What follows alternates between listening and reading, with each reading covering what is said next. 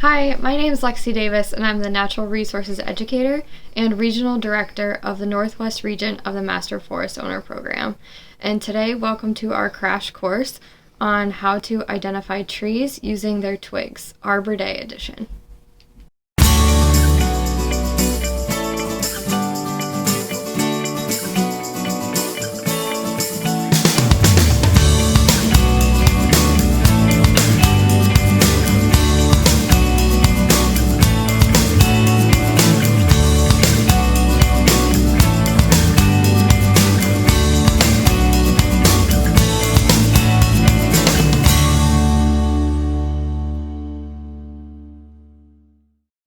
So looking at the twigs, to identify the tree, we really have to take a look at what are called buds. These buds are underdeveloped parts of the tree. Flower buds become blossoms, whereas growth buds develop into shoots or new branches.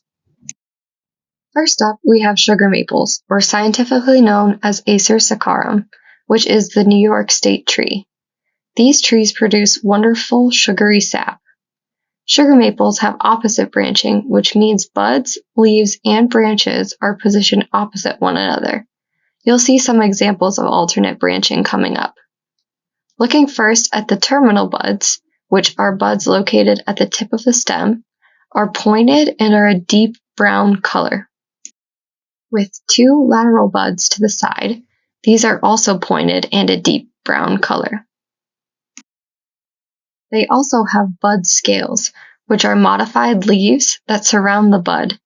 They are in an imbricate pattern on sugar maples, which means the scales overlap each other like shingles on a roof. Next, we have red maples, or Acer rubrum. Despite their name, these trees' leaves can turn yellow or orange in the fall. Red maples have opposite branching as well. They have a terminal bud with two lateral buds on the side. These are blunt or not pointed and can be a green or reddish color. They can also be lateral buds, which means that they are lying beside the terminal bud. There are bud scales, which are several loose scales in the imbricate pattern. Next, we have black birch, or some folks like to call it sweet birch. This species is scientifically known as Betula lenta. This tree used to be the only source of oil for wintergreen, which is an essential oil known for its antibacterial properties. Black or sweet birch has alternate branching, which means the buds, leaves, and branches are positioned alternate one another. There is no terminal bud, but instead it is called an axillary bud because it emerges from the site of a leaf. So these buds are two-toned, being both green and brown. The bud scales are in a tight imbricate pattern like the sugar maples, and the twig smells strongly of wintergreen or mint when broken off or scraped. Next is Quaking Aspen, or Populus tremuloides. These trees get their name from their leaves appearing to be shaking or trembling when the wind passes through. Quaking aspen has alternate branching as well. The terminal bud is a 1/4 inch long or more in a conical or pointed cone shape and is a deep reddish brown and waxy or resinous looking. The bud scales are in a tight imbricate pattern as well. There is sometimes a presence of flowers, which is a hanging catkin that are these fuzzy looking structures about 1 to 3 inches long. Next, we have hawthorn trees, or from the genus Crataegus. Hawthorn trees are difficult to identify to species because of frequent hybridization between them. Only botanists who have studied them for years can tell the difference, but generally they have alternate branching and have long thorns between 1 to 2 inches long. There is no terminal bud, so the axillary buds are nearly spherical and very small.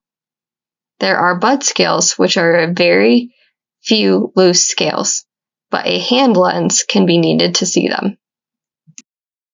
The American beech tree is next and is scientifically known as Fagus grandifolia. This tree is easily identified by its very smooth, almost sandy-looking bark. American beech trees have alternate branching, often in a zigzag pattern. The buds are very long, about 3/4 inches, that they look almost like thorns. They are light brown in color and are best described as cigar-shaped. The bud scales are in a tight imbricate pattern. Next, we have eastern white pine, or Pinus strobus. These trees can easily reach 200 years in age, and some have even been recorded to be up to 450 years old. Eastern white pines are coniferous trees, so they don't lose their leaves in the winter. Instead, they have evergreen needles which function just like broadleaves do, but with different plant structures. The needles are 3 to 5 inches long and have 5 flexible needles per fascicle or bundle. I like to remember this by remembering that the word white has 5 letters and the fascicle holds 5 needles. And last but not least, we have red pine, or Pinus resinosa. This tree gets its name from the bright orange-colored or reddish bark.